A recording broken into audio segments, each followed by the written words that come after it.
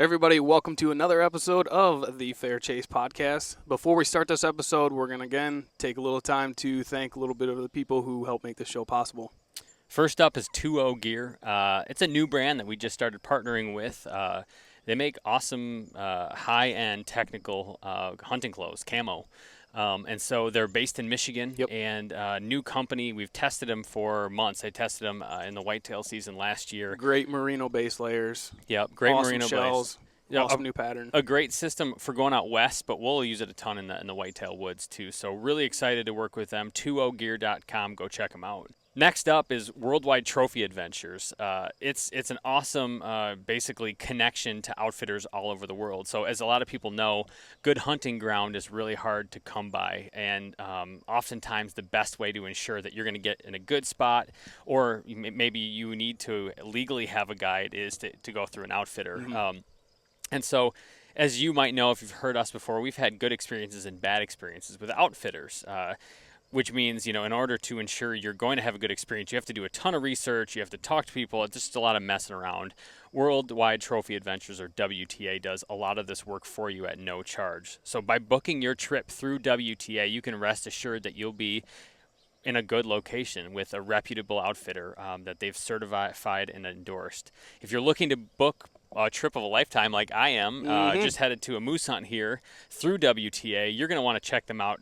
Go give them a call. Actually, I have the number right here. It's 1-800-346-8747, or check out their website at worldwidetrophyadventures.com.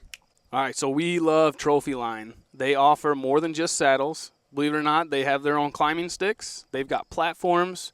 They've got a ton of extra packs. gear. They've got packs. They've got everything. Knee pads. Everything that you're going to need to be a saddle hunter, they have it. So if you want to start saddle hunting this year and get into the game like everyone else and really love hunting even more, go to Trophy Line, check it out, use the code TFC10 to save yourself 10% on that purchase. We're big bow hunters. Sights, quivers, stabilizers, those kind of things are really important if you're going to have a deadly setup. And so we've tried a lot of different companies in the industry, and we've kind of figured out that we really like Redline gear the best. So we are shooting their torch sights this year. It's a really cool sight. There's a lot of good micro adjustments you can make. You can customize a lot of the stuff on there. Really make it your own. The chargeable USB rechargeable light is really sweet. Cool. And so we're huge fans of their stuff. We use them all the time. It's worth going to check them out. Check out Redline. Use the promo code TFC10 for 10% off your purchase, and let us know what you think. We love them. So before we jump into like a lot of our deer scouting stuff that we're going to talk about today, I do need to tell you a little bit about a cool program that Christensen Arms is running. So if anybody's in the market for a rifle, he's got a shirt on right now. Christensen Arms makes like amazing rifles. We're both shooting 300 Win Mag. They're Ridgeline FFTs.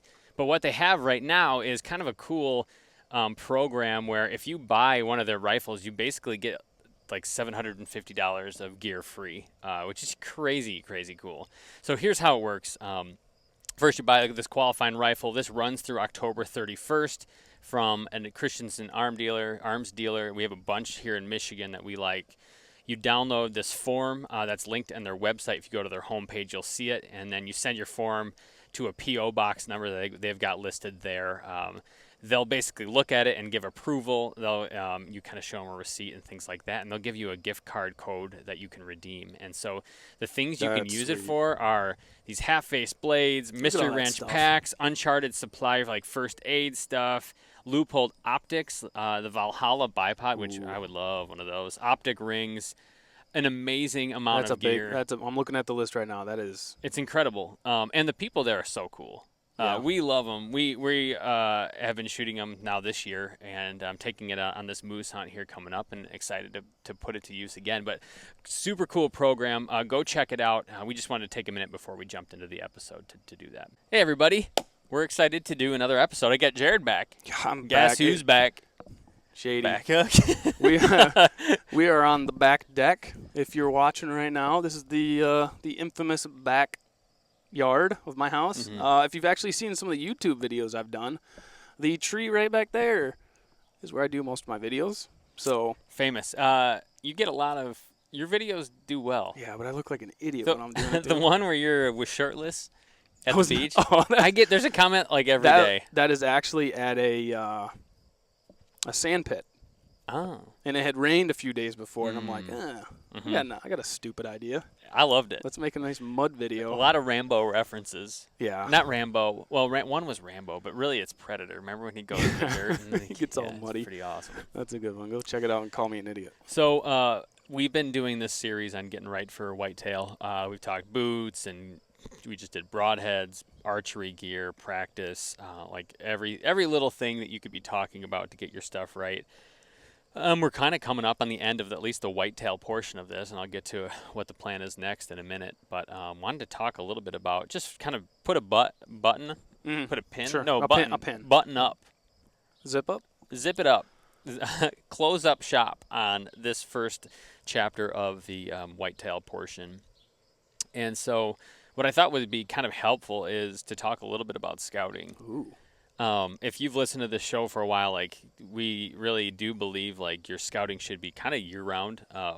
Starting in the winter, especially right after deer season, some of the best time to scout. But it should go throughout the year. But right now, a lot of people are like, oh, well, there's certain things I should be doing right now. It's an important time for scouting, so we thought we'd talk a little bit about it. Just to recap, though, or rewind, in the winter, go and run deer trails, look for scrapes. Like you do like my trail runs, but I'll just do it and scout at the same time. Do that, but this is not to replace this. This is an addition to that. So it's late summer right now. Deer season is just over a month away. Approaching quick. Summer went by really fast. Really fast. And so a lot of times that means folks are out starting to throw out trail cameras, starting to look for deer, think about deer again, and kind of that break period is over. So wanted to spend some time talking about the things that we like to do, at least right now. So I guess we'll just jump right in. Like, Jared, if you're thinking, like, what's one thing you do right now this time of year, every year, that you think is, like, a really valuable part of kind of preparing for the season? I don't want to give the cliche answer of just throwing out trail cameras, but... Well, you got it. I mean, that's going to be the answer. Trail cameras just give you so much intel. And whether or not you're a proponent of them or not, it can tell you so much about the area with minimal effort. One thing that I actually did this year is I actually put a trail camera out on a walking trail near the area that I wanted to go, just to see how much foot traffic is kind of going through there. You know, I might get a deer or two running through there or something, but I want to see, how many people are actually walking in there. I think I wrote something a while back about actually hunting hunters. Like figuring out what people are doing, and then maybe you can figure out what the deer are doing because of what the people are doing. Yeah. So that's one thing that I kind of did this year. The oil spot. This is kind of like, we've talked about this before, but it's like the idea of like an oil drop. Drop of oil on maybe a piece of paper. It will spread out. And you drop one somewhere else, and think of that as like hunting areas around where people Pressure are. Areas, yeah. You find that white spot between these oil ink blots, and that's the best spot. Right, and it could be something so subtle as just a thicker edge of like a hardwoods in a swamp that you're not going to go walking through. Like, for example, there's a stretch of these wild olive bushes. That's just a very thick, dense cover. It's stupid to walk through, but these deer might be cruising through there because it's through a spot that most people won't walk through, and they're bedding. Yeah. It could be overlook just little draw coming up out of something. Just something stupid simple that it's like, okay, these deer know that there's pressure off in a far area or just in a closer area, and they'll just stick to these little, like you're saying, these white spots on the map that cruise through. And they can cruise through. They don't need to be so far out. We've been saying this, but and maybe this is a terrible idea to give away our secrets, but it used to be my best spots were way out. My best spots now, are not right way by the out. road. They're right by the road. Like, one is a mere feet. Amazingly close. Yeah, amazingly close. It's you know that one spot. Oh yeah. Right, we put that where we get all those big bucks on trail camera. Mind blowing of like, holy cow, there are monster bucks moving right here. Yeah. And the video I dropped my arrow, where I dropped my arrow I put on social, was in that spot. I had a buck 2 days after I shot the one in Kentucky. I'm like back at home, sitting there, and this buck comes running. I fumble the arrow and get turned into a running joke on the internet. But Right, real close. But again, to Jared's point, it's just those little spots that people just don't hunt. They're like, why would I hunt there? Exactly. All right, we're going to take a pause here real quick and just thank a few more guys and companies that help make this show possible. First up is Vortex. We can't say it enough. We love their glass. We love their binoculars, spotting scopes, rangefinders, their apparel. James is rocking a nice little hoodie here. They make awesome stuff. And if you guys are looking to make a purchase at Vortex, go over to their website and use the code TFC20 to save yourself 20% on the next purchase. That's a big, good discount. Use it. Head over there and get something. A bow makes a man. Does and, it? Yeah, that's what I was told. And we're big fans of prime bows. Shooting it for years, Michigan-based company. We're shooting their latest Revix series of bows. Mine's that 36 long boy. I'll generally take a few shots right back here and just. Yeah, we're huge fans. Smooth, great balance. They're just go check them out. There's tons of technology. One of my favorite things that they have is their grip. Space age technology keeps your hand warm even when it's cold. Highly recommend. Go check out Prime Archery. Finally, Lathrop and Sons boots. Your feet kill animals. Like the more you walk, the more chances you have at getting that big buck, that big elk, moose, whatever it is. Lathrop and Sons have been kind of our go-to boot of choice for a while now. We've put in a lot of miles, taken them all over the place. There's no leaking. It's comfortable. Stephen and James there they're like foot scientists. They're geniuses. I got messed up feet, and they basically will, you take an imprint of your foot. They'll look at it, look at your arch, how wide it is, how narrow, how long, and they literally build the boot around your foot. So you're not going to a box store and picking up something that you hope is going to fit your boot. These things actually are tailor-made to your foot. So they're super comfortable. Mine, I could walk all day in them. So if you're looking to get a boot, if you're looking for a boot that's made for you and not somebody else, go check out Lathrop and Sons. So just kind of identifying those areas where where you can get away, but not necessarily even get away. Yeah. And then my next step would probably be to start focusing on the later food sources. Ooh, so you're scouting for late season right now? Yes, because the reason is, again, it goes back to, I guess, hunting the hunter a little bit. You get a cornfield, a cornfield, right? That's a main food source for a good long time. But if you don't have corn or anything else, or maybe something that maybe the frost hits it and now it's dying off, you got to quickly adapt to that next food source of where these deer are going. So if you find that lone apple tree somewhere out there, or if you find a good grove of like white oaks dropping that they're going to be hitting first before maybe going out to the field, just dropping a pin on those areas, and then on the food source and kind of making a play like, okay, look, they're primarily using this feeding line coming from their bedding area going out. You can make different plays that maybe people won't look at. Yeah, I like that a lot. I'm going to do two. You just inspired two, and I don't want to forget them, the two you gave. First, when you say looking for late season, the other thing that I'm looking for right now is actually mid-season. Okay. Because I think of this deer season as the beginning of the deer season is sometimes can just be awesome because you're just playing off very known food patterns, and it's early, they're not pressured, it's a great time to kill a buck. The rut also great time to kill a buck. Everybody complains though about the October lull, but really what happens is a food source is changing and pressure's happening. And so what I've found is if you can spend right now figuring out where deer go between October 8 and near the end of October, that weird time, you can find success where everybody else is either not in the woods.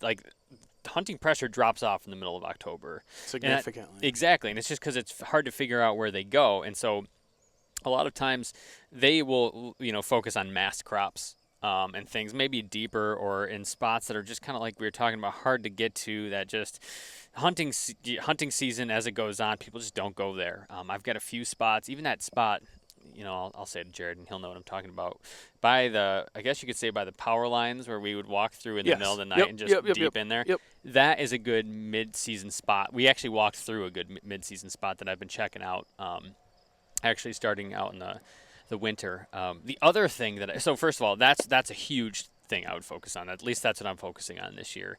The other trick that I do is I was saying I would run. Yeah, I'll go on a run stuff.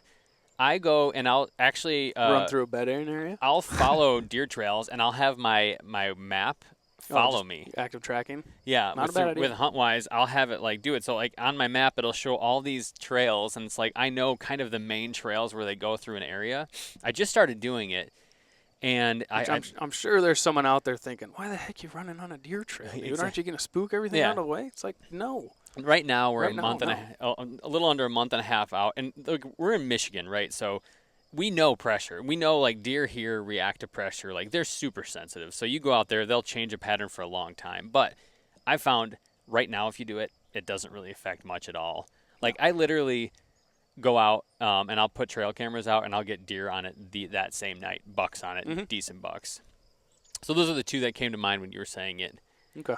One other interesting thing that I've been doing this year is mock scrapes. I just don't do them. I haven't done them much in the past, so but I've started this year. Did you pee in it? Oh, well, I'll do two things. I'll pee in it, so it's like got that. It turns into ammonia. And it's got the ammonia smell. But I'll also put out some synthetic, so it sounds like a fresh one too. It smells like a fresh one. So you've actually got. It almost smells like 2 deer have been there. Fair enough. I'll put it out, and literally, I can guarantee you that night, at least so far, a small buck will come and just check it out. Something new. You throw it out, and the small bucks will do it, does will do it. It'll start working its way up, and all my mock scrapes have turned into real scrapes. And the cool thing is, the other night, it rains all day, all night. It lets up kind of middle of the night, early morning. And that morning when deer rolled through, every single scrape was freshened that next day. So, I mean, first of all, it's like cool because you get a sense of what's going through, but also it's like, you should probably, put a pin in that little bit of information because heavy rain means fresh scrape. They want to freshen it up. They want to get their scent on there, and at least that's what I've observed to be a pretty powerful tool. Observation. As well. Now is the time for observation, taking notes, and just kind of making plans. Yeah. Because things can change in an instant in the season, and you want to have those spots. You want to have those plans. That intel. Yeah, you want to have that intel to be able to make an intelligent decision. And it's always like building on what you've done. So it's like this year I'm trying to get a couple more spots into my. So it's like I'm trying to hunt almost every day, and so if you do that, you're gonna burn through spots pretty fast. So you better have like a big list of places to go. And so I'm doing things like that. I'm or have the patience not to hunt on a spot. Like if you got a piece of private, like you can't just roll out there on, a bad wind or, a time where you can see deer feeding. Well, just squeeze in there. Yeah, I guess I want to hunt. Yeah. It's like, no, you got to be patient with that. Or go find some public land if you can and go in that way. But, yeah, you might have to have some patience of if you don't have those opportunities. Not hit that good spot unless it's perfect. Yeah, perfect time for it. I also been liking the deer spotting. It's just fun to do at night. Yeah. But the trick that I've started to do is binoculars with your deer spotting. Oh, of course. Because I just never used to do that. I just see eyes, and it's like, oh, yeah. But now you can throw your binos up. It's like, oh, there's a buck right there. Hey, it's a deer. I just won't look at it closer. I'll just stay from the road. It's like an idiot. It's like, oh, it's nighttime. Binoculars won't work, but they do. I used to never use binoculars. I used to think they were bulky and clumsy, and I'd have to carry one more thing out there. Now it's like, you idiot. You've been doing this for how long now? They're pretty vital to the whole operation. And my eyes suck, so why not? You going to wear glasses when you hunt this year? No. Again, one more thing to bring out and gets in the way.